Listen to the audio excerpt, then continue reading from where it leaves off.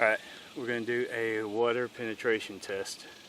Super X slugs, 410 Winchesters. Going to just see what kind of difference we're getting through a snubby and through a shotty.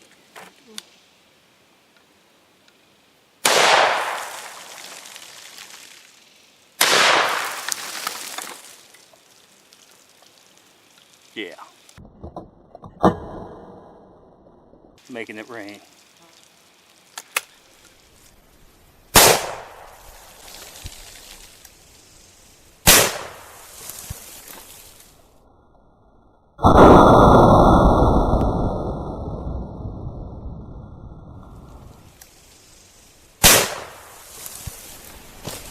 Alright, Judge went in and out.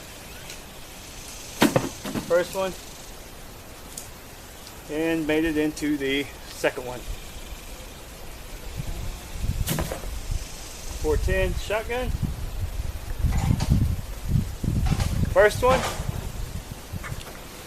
that's it.